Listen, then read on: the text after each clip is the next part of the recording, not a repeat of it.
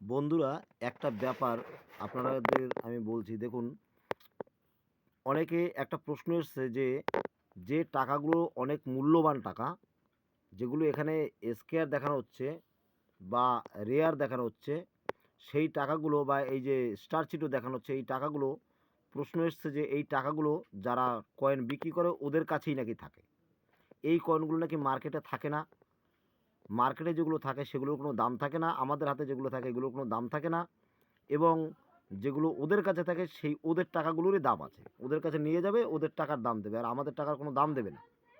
এই যে এরকম একটা প্রশ্ন এসছে, আমি তার উদ্দেশ্যে বলছি যে দেখুন, ব্যাপারটা ওরকম নয়। ওনাকে আমি কি বলে বুঝাবো? উনি তো বুঝতেই পারছে না। উনি তো কমেন্ট করে দিয়েছে যে আমাদের টাকার দাম নেই, আপনাদের টাকার অনেক দাম, আপনাদের টাকাগুলো ভালো, আর যে টাকাগুলো দামি সেগুলো আপনাদের কাছে আছে বলেই দাম, আমাদের কাছে নেই বলেই কোনো দাম নেই। আসলে ব্যাপারটা এরকম নয়। আর আমি ওনাকে, উনি বোঝে না মানে আমি ওনাকে বোকাও বলছি না, বা ওনাকে অজ্ঞানও বলছি না যে উনি জ্ঞানী নয়, অজ্ঞান, আমি উনি বোঝে না বলেছি। দেখুন, মানুষ পৃথিবীতে জন্মায় কিছু না কিছু জ্ঞান, কিছু না কিছু বুদ্ধি তাদের মধ্যে থাকে।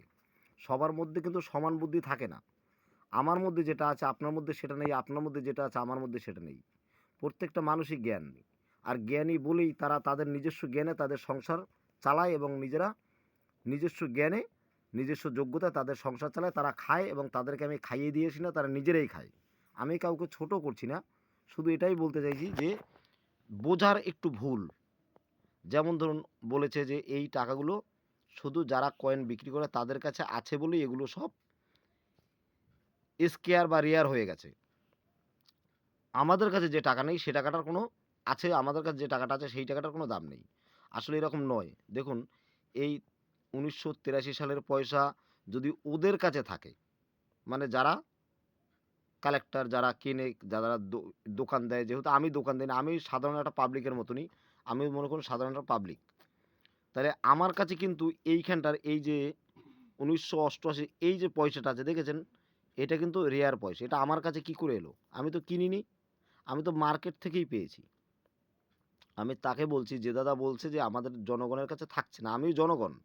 আমার কাছে কিন্তু এই পয়সাটা আছে, আমি কিন্তু মার্কেট থেকে পেয়েছি, আমি কিনি নাই। তাহলে এই পয়সাগুলো আপনাদের যে পুরনো পয়সা আছে তার মধ্যে অবশ্যই এই দামি দামি পয়সাগুলো থাকতেই পারে, না থাকার কিছু নেই। হয়তো ১৯৮৩ সালের পয়সাটা অনেক রেয়ার, কম মেনটেন হয়েছে, সেই কারণে হয়তো নাও থাকতে পারে।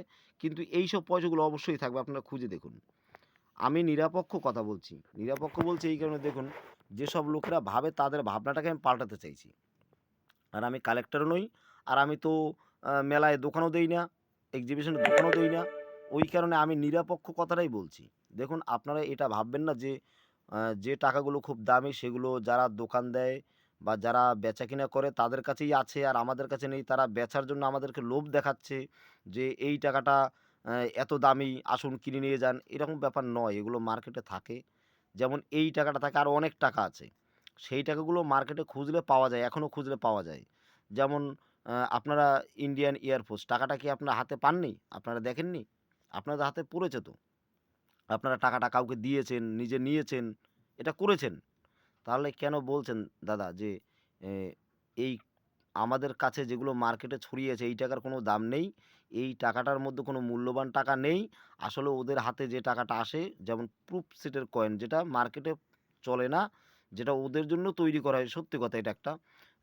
সেই কয়েনগুলো যেরকম আছে, এই ৳২ কয়েনগুলো কিন্তু প্রুফ সেটের নয়, কিন্তু এগুলো কিন্তু মার্কেটে এসছিল। আমরা দেখেছি, আমরা ধরেছি। তাহলে সেই টাকাটা ও তো ওরা কিনতে চাইছে।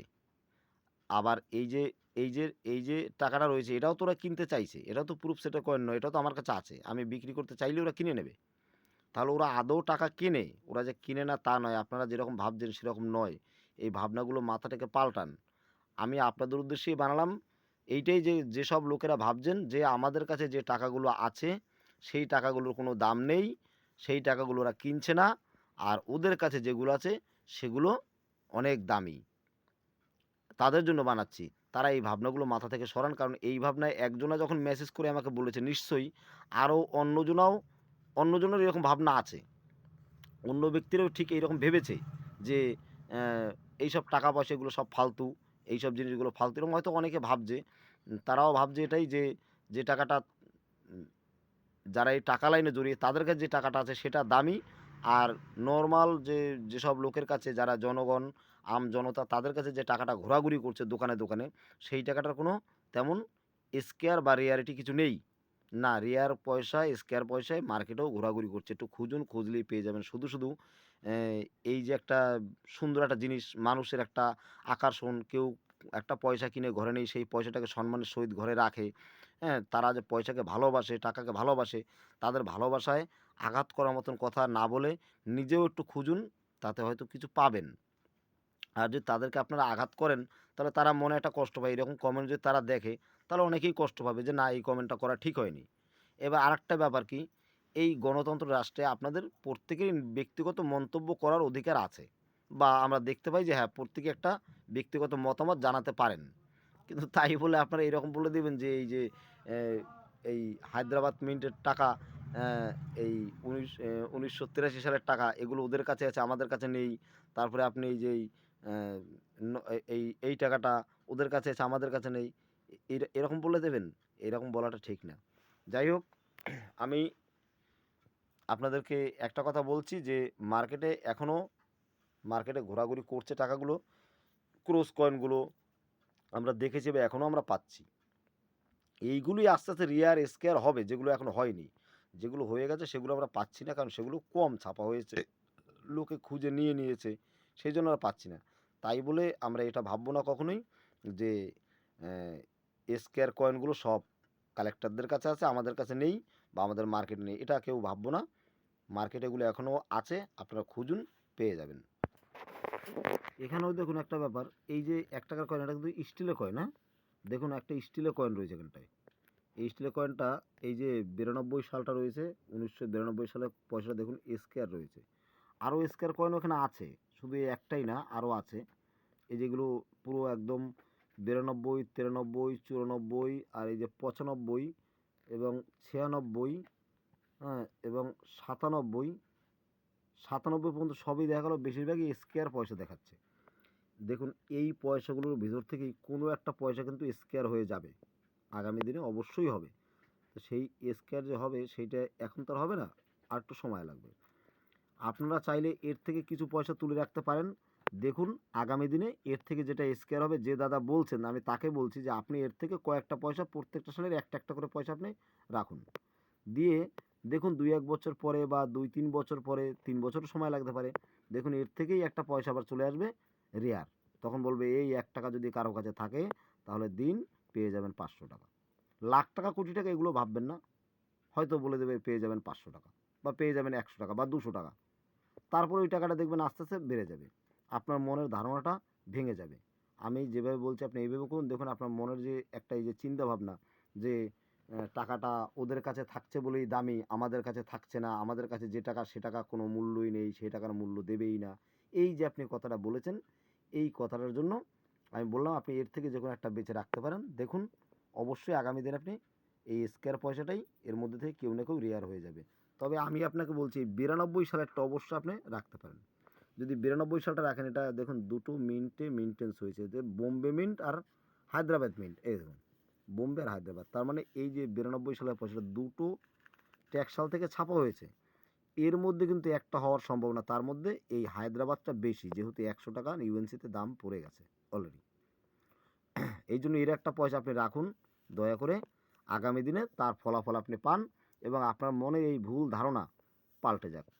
আমি যে কথা বললাম এই কথাগুলো কিন্তু একদম নিরপেক্ষভাবে বললাম। না আপনার পক্ষ নিলাম, না তার পক্ষ নিলাম। আপনাকেও বললাম হয়তো আপনার বোঝার ভুল হতে পারে। মানুষ মাত্রই তো ভুল হতে পারে। আমি নিরপেক্ষ কথা বললাম। তা আগামী দিনে হয়তো মিলিয়ে দেখবেন, হয়তো আমার কথার ফলাফল আপনি পেতেও পারেন। যাই হোক, যে দাদা বলেছেন এরকম কথা তাকে আমি সম্মানের সহিত এবং এই কথাগুলো বললাম। আপনি যেন ভাববেন না আপনাকে আমি অসম্মান করলাম। ব্যাস একটা ব্যাপার কি, আপনার যেটা বোঝার ভুল সেটা হয়তো একজনা বুঝিয়ে দিতেও পারে। সেটা বুঝিয়ে দেওয়াটা কোনো অন্যায় না বা সেটা কোনো দোষের মধ্যেও পড়ে না। ভুল হতেই পারে মানুষের। আমারও তো ভুল হয়। আমারও কোনো একটা সমস্যা হলে আমাকে কেউ না কেউ সেটা বুঝিয়ে দেয় যে দেখো এই ব্যাপার, আমি সেটা বুঝে নেই। সেজন্য আমার রাগ করার কোনো কিছু নেই। আপনি রাগ করবেন না প্লিজ। আপনি কমেন্ট করেছেন, ভালো করেছেন। কিন্তু আগামী দিনে আ আপনার এই ভুল ধারণা ভেঙে যাবে। যাই হোক, ভিডিও অনেকটাই বড় হয়ে গেল। এখনকার মতন ভিডিও এই পর্যন্তই আমি শেষ করছি। আমি দিলীপ সমাদ্দার। আমার কথাগুলো যদি ভালো লাগে, যে বন্ধুদের ভালো লেগেছে, যাদের ভালো লেগেছে তারা অবশ্যই একটু লাইক, কমেন্ট, সাবস্ক্রাইব করে দিও। তাতে আমি অনেকটা খুশি হব এবং আমার সাবস্ক্রাইবারের খুব প্রয়োজন, সাবস্ক্রাইবার খুবই কম। তোমরা পারলে আমার চ্যানেলটা একটু সাবস্ক্রাইব করো। সাবস্ক্রাইব করলে সাবস্ক্রাইবটা বাড়বে এবং আমার এই প্রচারগুলো, এই কথাগুলো সবার কানে কানে পৌঁছাবে এবং কিছু কিছু মানুষের ভুল ধারণাগুলো আমি বদলে দিতে পারবো। আমি চাই মানুষের ভুল ধারণাগুলো পাল্টাতে। যারাই যেই ভুল করুক না কেন, তাকে হয়তো আমি যেটুকু পারবো, আমার সামর্থ্য অনুযায়ী যেটুকু পারবো সেইটুকুই তাই আমি বুঝিয়ে বলবো। তাতে হয়তো তার ভুলটা ভাঙতেও পারে। এবার আমি যে ভেঙে দিতেই পারবো পুরোটা, সেটাও হয় না। যে বুঝতে চাইবেই না তাকে আর কী করে বোঝাবো? যে বুঝতে চাইবে তাকে হয়তো বোঝাতে পারবো। যাই হোক বন্ধুরা, ভিডিও এই পর্যন্তই। আসছি পরের ভিডিওতে। তোমরা কিন্তু একটু আমাকে হেল্প করো। তোমাদের আশীর্বাদ আমার উপরে যেন বর্ষণ হয়। তোমাদের আশীর্বাদ যদি আমার উপরে থাকে তাহলে হয়তো আমার চ্যানেলটা এগিয়ে নিয়ে যেতে পারবো এবং আমি যত এগোতে পারবো, যত আমার সাবস্ক্রাইবার বাড়বে বা যত হবে, তত হয়তো আমি এর প্রতি বেশি আকর্ষিত হব এবং আরও সুন্দর সুন্দর ভিডিও বানিয়ে তোমাদের সামনে প্রেজেন্ট করার চেষ্টা করব। নমস্কার, আজ এই পর্যন্তই। পরের ভিডিওতে আবার তোমাদের সামনে নতুন একটা অপশন নিয়ে আসবো আমি।